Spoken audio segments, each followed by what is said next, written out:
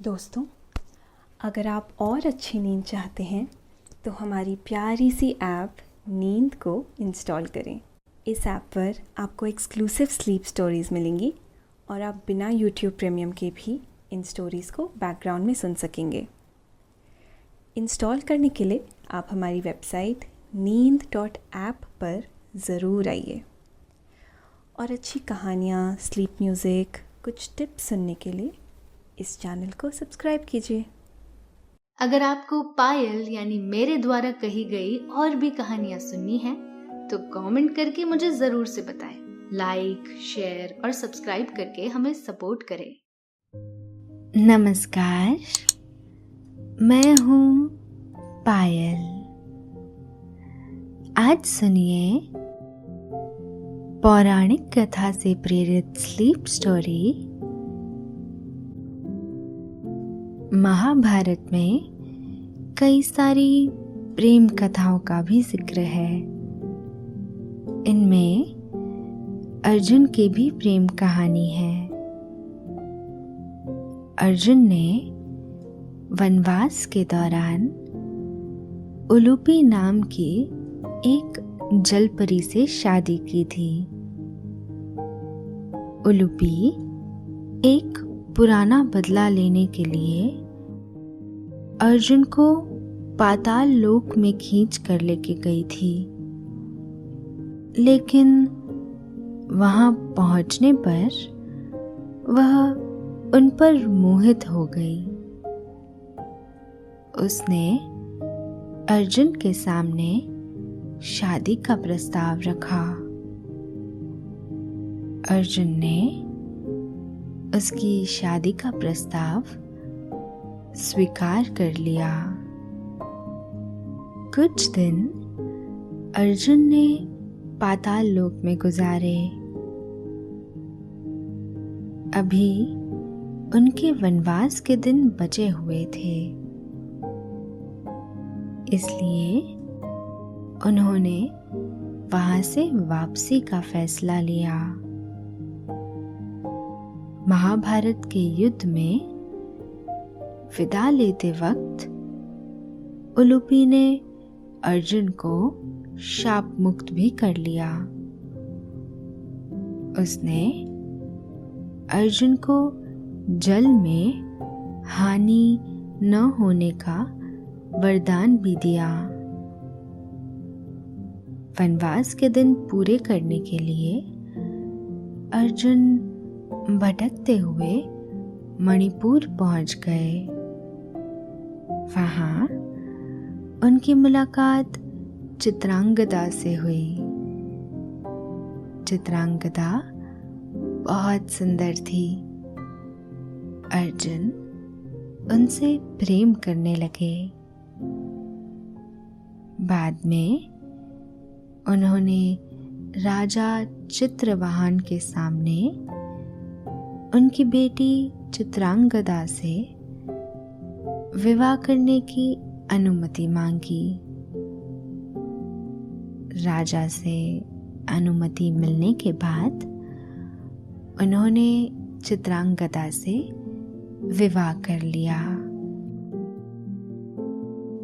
अर्जुन की इन प्रेम कथाओं को हम आपको विस्तार से बताएंगे,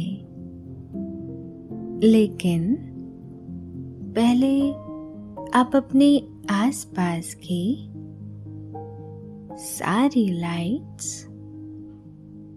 ऑफ करके आराम से लेट जाएं और अपनी आंखें धीरे से बंद कर लीजिए। अब थोड़ा सा अपने शरीर को आराम दीजिए। थोड़ा और आराम। अपने शरीर को बिल्कुल ढीला छोड़ दीजिए। कोई टेंशन नहीं, कोई तनाव नहीं। अपने दिमाग में चल रहे सभी विचारों को, चिंताओं को त्याग दें और एक शांति सी महसूस करें।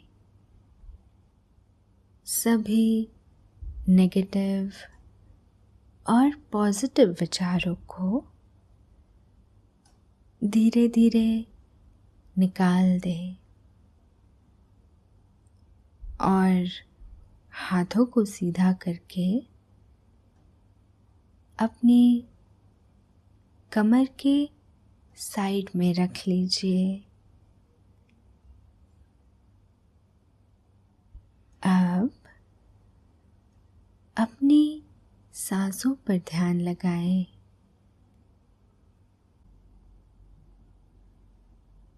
आप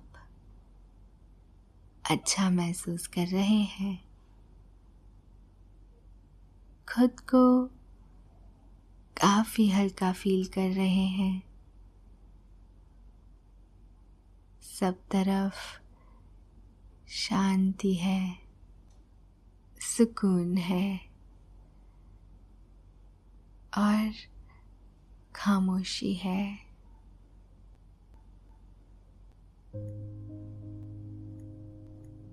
अर्जुन का जन्म हस्तिनापुर के राज परिवार में हुआ था। अर्जुन धनुष चलाने में माहिर थे। एक समय वे दुनिया के सर्वश्रेष्ठ धनुर्धर थे। वे गुरु द्रोणाचार्य के प्रिय शिष्य थे। कहते हैं एक बार गुरु द्रोण ने पेड़ पर बैठी एक चिड़िया पर निशाना लगाने को कहा। उन्होंने बारी बारी से सभी से उस पर निशाना साधने को कहा। जब उनके शिष्य चिड़िया पर निशाने लगाने लगते तो गुरु द्रोण उनसे पूछते कि उन्हें क्या नजर आ रहा है। इसके उत्तर में सभी बताते कि उन्हें चिड़िया नजर आ रही है। कोई बताता कि उन्हें पेड़ पर बैठा पंछी दिख रहा है। जब ये सवाल अर्जुन से पूछा गया तो अर्जुन ने कहा कि उन्हें सिर्फ चिड़िया की आंख दिखाई दे रही है। उनके इस उत्तर से गुरु द्रोण बहुत प्रसन्न हुए। तभी उन्होंने कहा था कि अर्जुन दुनिया का सर्वश्रेष्ठ धनुर्धर बनेगा। बाद में उनकी ये भविष्यवाणी सही भी साबित हुई थी। ये धनुर्विद्या बाद में अर्जुन के जीवन में हर जगह काम आई। अपनी इस विद्या से उन्होंने द्रौपदी के स्वयंवर में खुद को साबित किया था और ऊपर चक्री पर घूम रही मछली की आंख पर निशाना नीचे रखे तेल में देखकर लगाया था।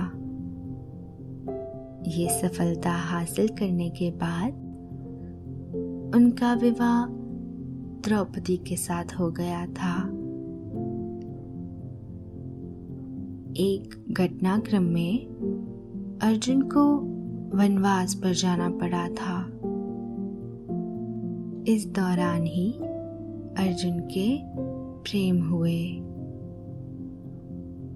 अर्जुन की ये प्रेम कथाएं बहुत दिलचस्प है। महाभारत की कथा में एक प्रसंग आता है।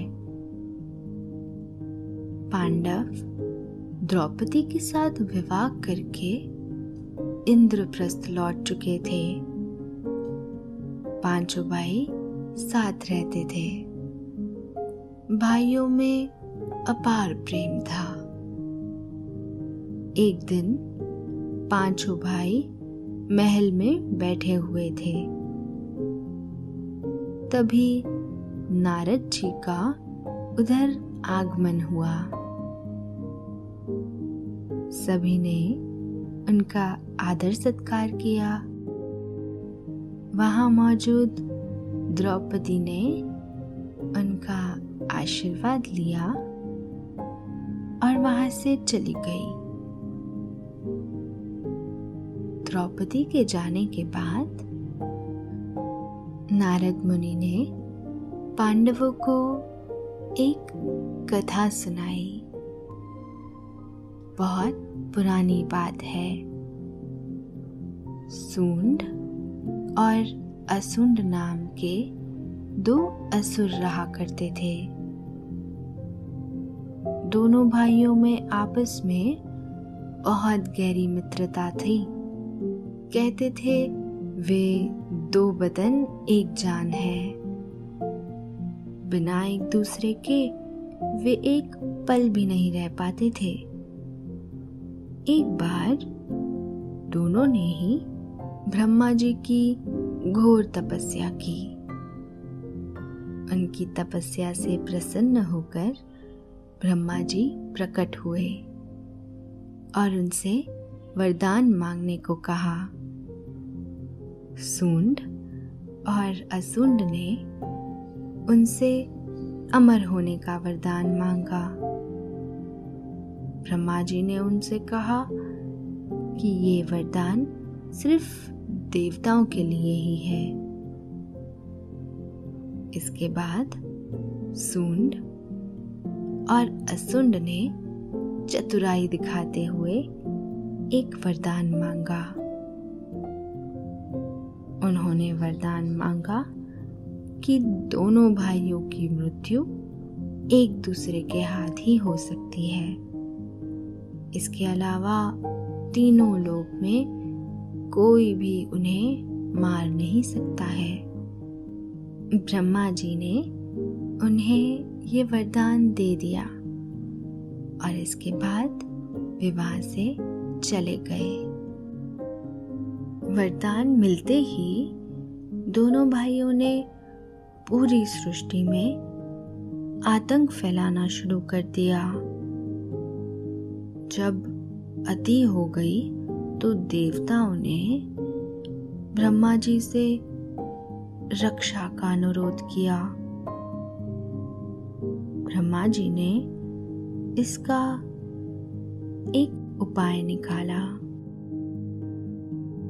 उन्होंने विश्वकर्मा जी से एक ऐसी सुंदर स्त्री की रचना करने का अनुरोध किया जिस पर पूरी सृष्टि ही मोहित हो जाए। ब्रह्मा जी का आदेश पाकर विश्वकर्मा जी ने तिलोत्तमा नाम की स्त्री की रचना कर दी। उसमें अलौकिक सौंदर्य था। सूंड और असुंड भाइयों ने जब तिलोत्तमा को देखा तो दोनों ही उस पर मोहित हो गए। दोनों भाई ही उसे पाने को विचलित हो गए। नतीजे में दोनों में जबरदस्त युद्ध हुआ और दोनों ने ही एक दूसरे को समाप्त कर दिया। कथा सुनाने के बाद नारद जी चुप हो गए। उसके बाद उन्होंने कहा, प्रिय युधिष्ठिर, आप 5 भाई हो और रानी द्रौपदी, आप पांचों भाइयों की पत्नी है। आप पांचों भाइयों में भविष्य में पत्नी की वजह से कोई विवाद ना हो, इसलिए आप लोग रानी द्रौपदी के साथ रहने के लिए कोई नियम क्यों नहीं बना लेते? इस नियम का जो भी उल्लंघन करेगा उसे सजा मिलनी चाहिए। इससे आप भाइयों में कभी भी द्रौपदी की वजह से विवाद नहीं होगा। ये बात पूरी होते ही नारद जी वहां से चले गए। उनके जाने के बाद पांचों पांडवों ने आपस में मशवरा किया और द्रौपदी के साथ जीवन बिताने के लिए नियम बना लिया। एक बार कुछ ऐसा हुआ कि कुछ लुटेरों ने एक ब्राह्मण की गाय छीन ली। गाय लेकर लुटेरे भागने लगे। ब्राह्मण अर्जुन के पास पहुंचा और अपना दुख उनके सामने प्रकट किया। साथ ही कहा कि ये लूट आपके राज्य में हुई है, इसलिए आपका दायित्व है कि मेरी और मेरी गाय की रक्षा करें। अर्जुन ने उस ब्राह्मण से रुकने को कहा और अपनी गांडीव लेने के लिए चल पड़े। वह गांडीव द्रौपदी के शयन कक्ष में थी।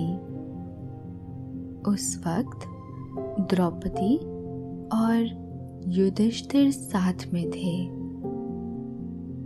अर्जुन धर्म संकट में फंस गए। अगर वह गांडीव लेने नहीं जाते हैं तो अपने कर्तव्य से विमुख होते हैं, और अगर कक्ष में जाते हैं तो भाइयों के बीच तय हुए नियमों का उल्लंघन होगा। अंततः अर्जुन इस नतीजे पर पहुंचे कि वह अपना फर्ज पूरा करेंगे। इसके बाद नियम तोड़ने को लेकर मिलने वाले दंड को भी स्वीकार कर लेंगे। अर्जुन ने कमरे में जाकर गांडीव ली और लुटेरों से गाय छुड़ाकर ब्राह्मण को उसे दे दिया। ब्राह्मण खुशी खुशी वहां से रवाना हो गया।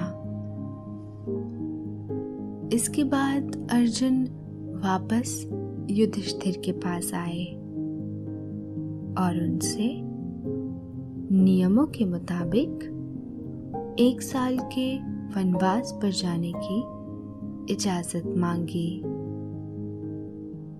तब युधिष्ठिर ने कहा, छोटा भाई बड़े भाई के कमरे में आए तो वह अपराध नहीं बल्कि क्षमा योग्य होता है, लेकिन अगर बड़ा भाई छोटे भाई के कमरे में जाए तो वह अपराध है। इसलिए तुम अपराध के योग्य नहीं हो। अर्जुन ने जवाब दिया, अपराध तो अपराध है, इसमें छोटे या बड़े का प्रश्न ही नहीं है। आप मुझे वनवास में जाने की आज्ञा दे। युधिष्ठिर ने अर्जुन को बहुत समझाया, लेकिन अर्जुन ग्लानि से भरे हुए थे। युधिष्ठिर को उन्हें अनुमति देनी ही पड़ी। इस तरह से अर्जुन को 1 साल का वनवास का दंड भोगना पड़ा। अर्जुन 1 साल के वनवास पर निकल पड़े। वे अलग अलग स्थानों पर समय गुजारने लगे। एक दिन जब अर्जुन गंगा नदी में स्नान कर रहे थे, तब उलूपी वहां नाग रूप में आई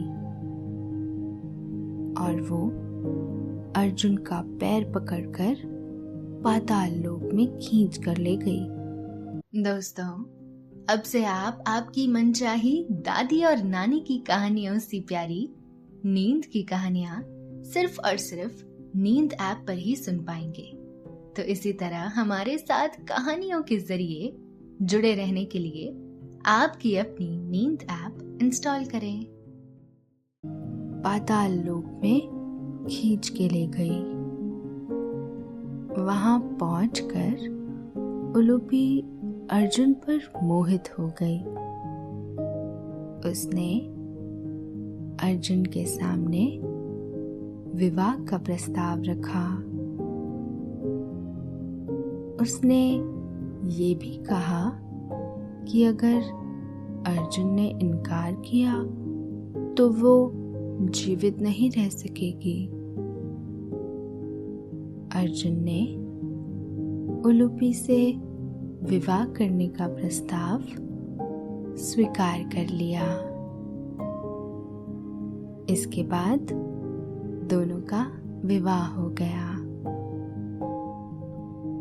अर्जुन कुछ दिन उसके साथ रहे।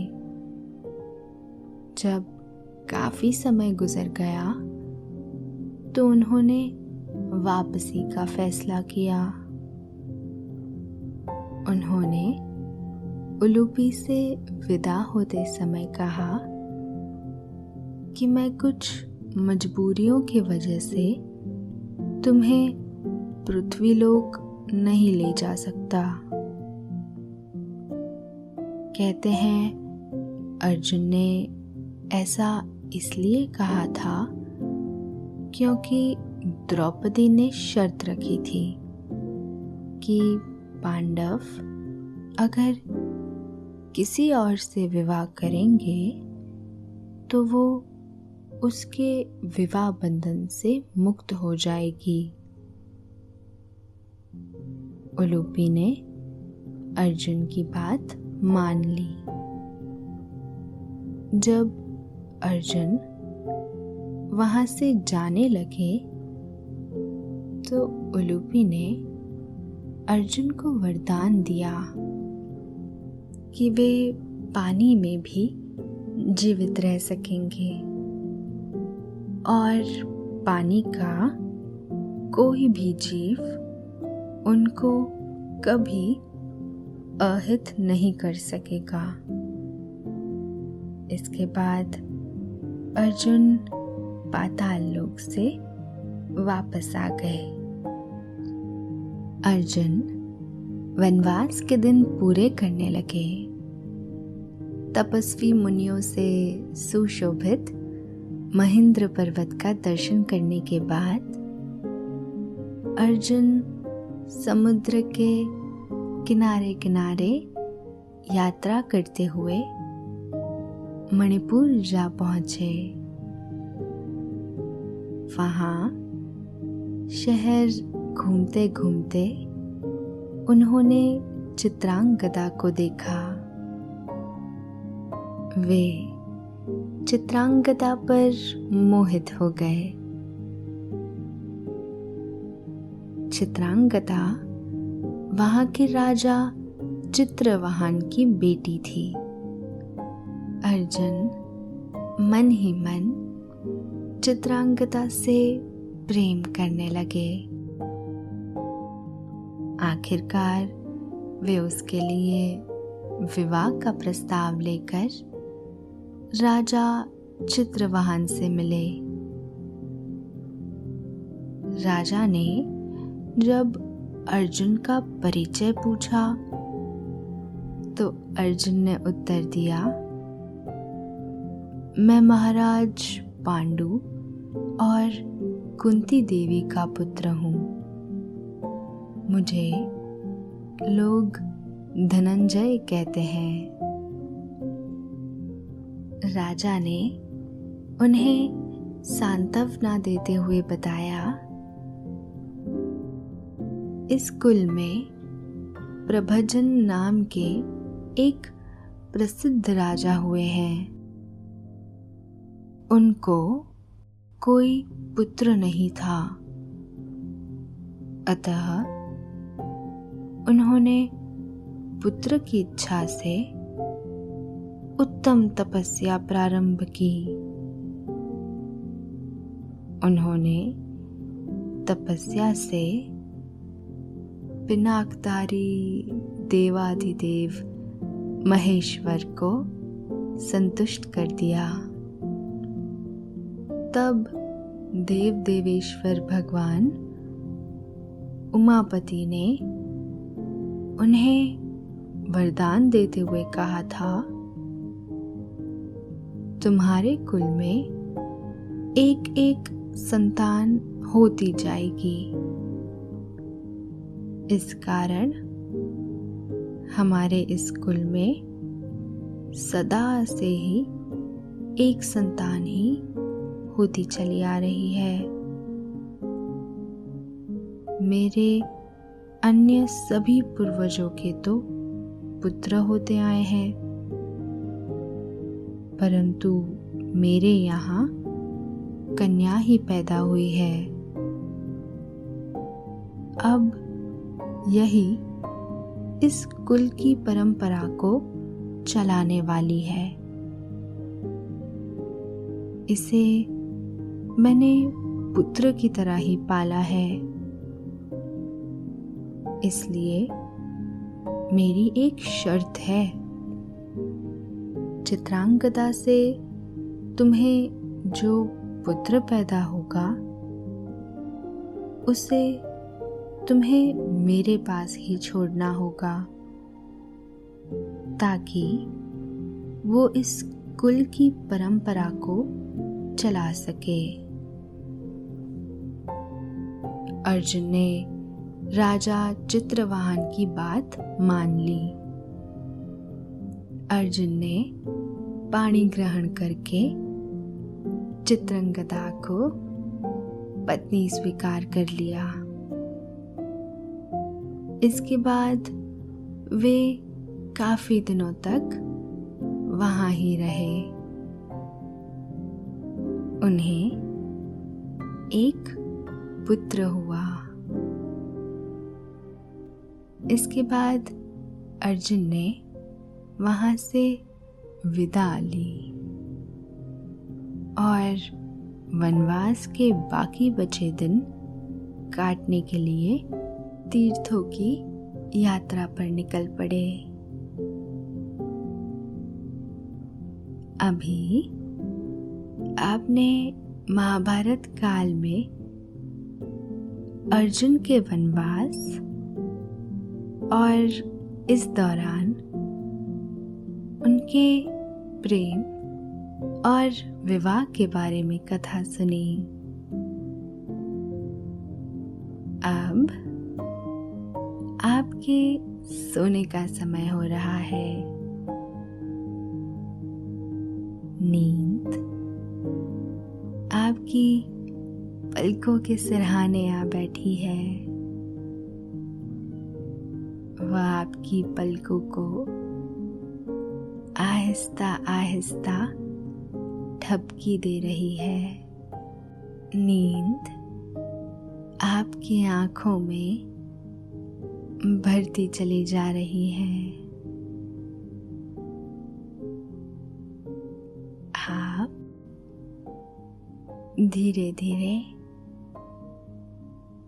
नींद की आगोश में